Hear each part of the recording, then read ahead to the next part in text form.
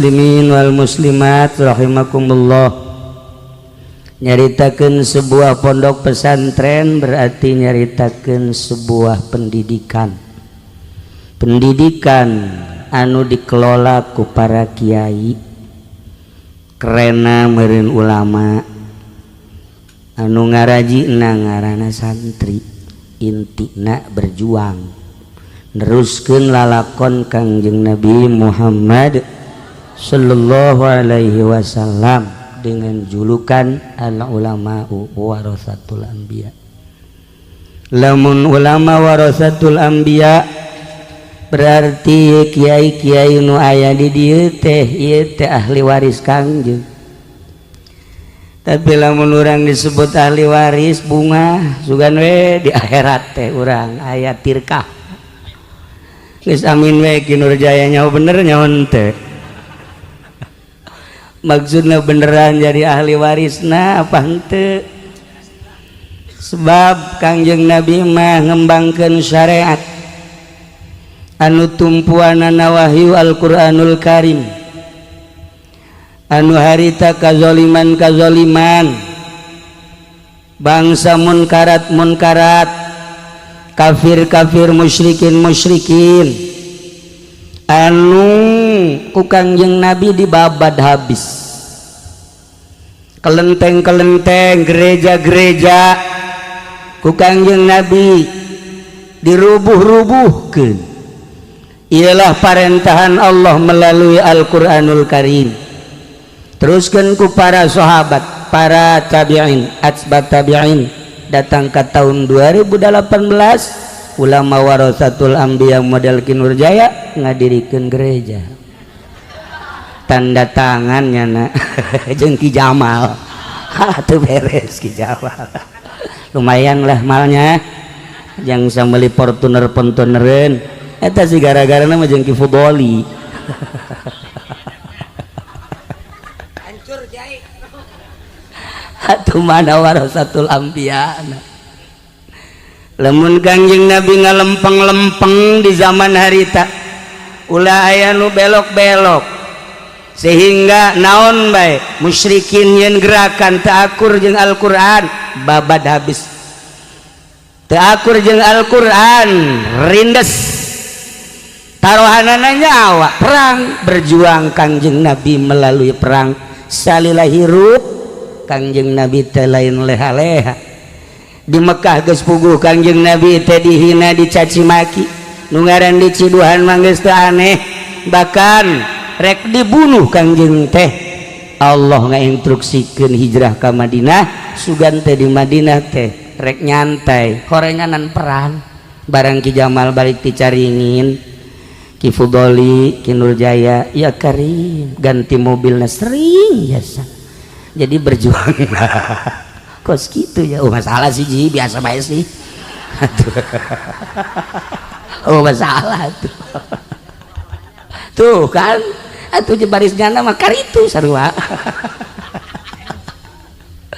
Para jamaah kaum muslimin wal muslimat rahimakumullah, kebenaran orang hirup di Indonesia anu karuhun urang baheula teh diseret, karuhun urang teh dibunuh, carita murtil, carita hijrah, carita disiksa ku Belanda masih terngiang-ngiang diceli urang teh.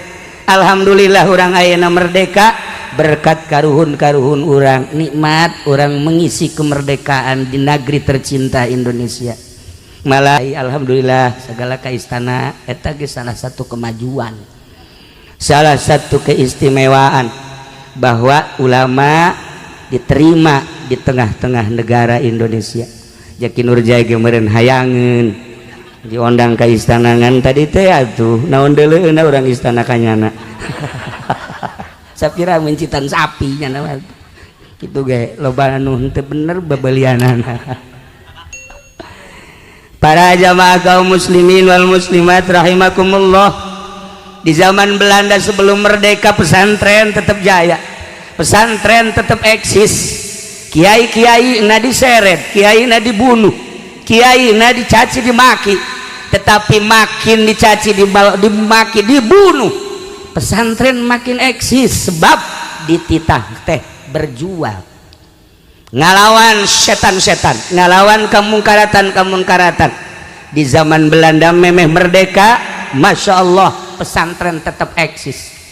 Setelah merdeka lebih eksis deh, bermunculan pondok pesantren di berbagai provinsi datang ke ayeuna alhamdulillahirabbil alamin. Mun ditanya nu diperjuangkeun ku para kiai naon ayeuna, mun ditanya anu lelempangan ke pendopo naon nu diperjuangkeun, nu lelempangan ke provinsi naon nu diperjuangkeun, nu lelempangan ke istana nu diperjuangkeun teh naon. Nah iyalah orang masih kena himeng ketika orang ditanya nu diperjuangkeun ku ulama teh naon sih sabenerna. Jam merdeka enggeus, bupati jaya, gubernur ja jelas, presiden ja silih ganti. Nah iya lamun Ki Nur Jaya dipanggil ka istana nu diperjuangkeun teh naon, jawab atuh ji. Atuh jawab naon nu diperjuangkeun tuh. Masya Allah karim, sakadar engkeuy-engkeuyan mun ditanya nu diperjuangkeun teh naon. Guru kula ayah Banjar, guru kula alhamdulillah putra-putra ayah ketika masantren ka dieu almarhum almarhumah Abah Ucu nanya sabaraha tahun cenah di Banjar. Ulah nanya tahun bah lah pokona mah tamat mah tamat pengen aya nu teu kacoret mah. Cak abah kunaon teh di ditu ngaji ka dieu di dieu nang di ditu cek itu lain deui bah hayang lebeungeut abah bah ih sia mah lalagaan kula jeung almarhum. Nah ayah Banjar teh istimewa. Kemudian ke belah dia ke Mama Bakri sangat istimewa. Komo ka Gentur ka Keresek, Mama Keresek mun urang kuari ngaju jamul jawame di Mama Sujai hadiahna ka Mama Keresek. Urang ngaji ukudul juman syamsiah hadiahna ka Mama Keresek.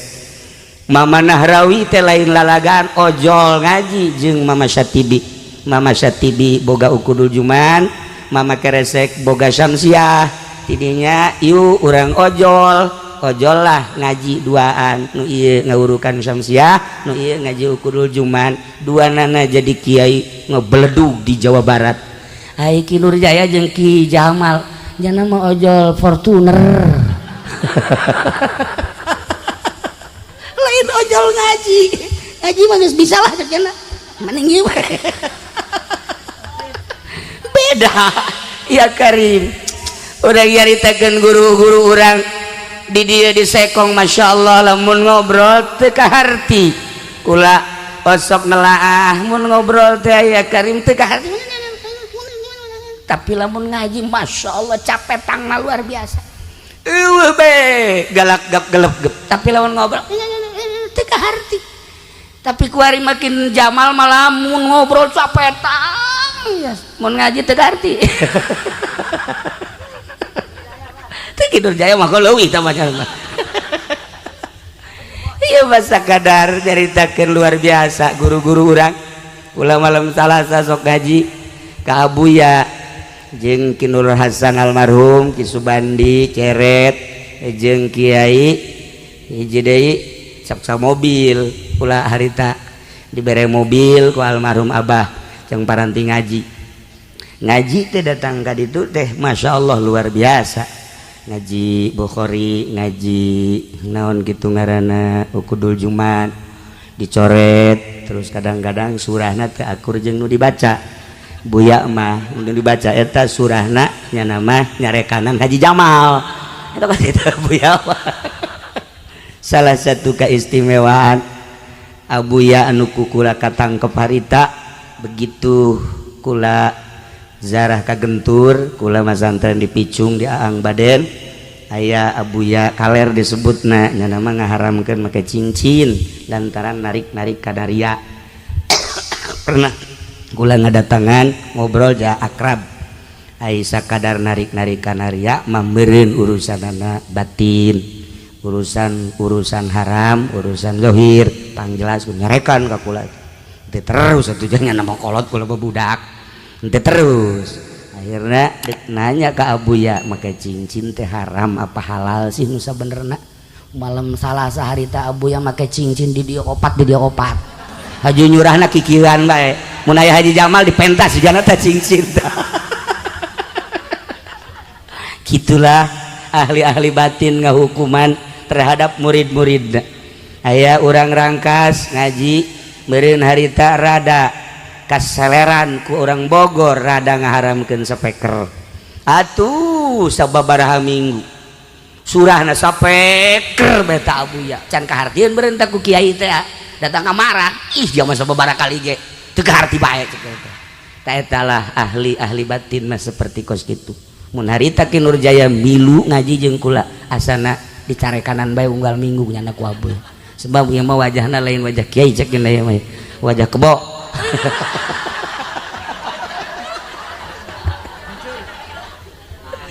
Gitulah guru-guru orang kadieulah alhamdulillah sangat piawai kula sering lalagaan jeung almarhum sering heureuyan jeung almarhum lantaran meureun ngarasa bahwa kula pernah di Banjar kemudian almarhum atuh jeung abah sangat erat akrab anu luar biasa katawaduanana nu pohara akhirna sanajan kula kitu non budak tapi diajak lalagaan bae terkenanglah di hate ngaguru sanajan sakedeung pinuh ku katawaduan kapiawayan anu luar biasa. Nah iyalah hasil daripada kapiawayan katawaduan almarhum almaghfurlah jelema santri-santri terutama selalu rindu ka anjeunna jang kaca mata urang.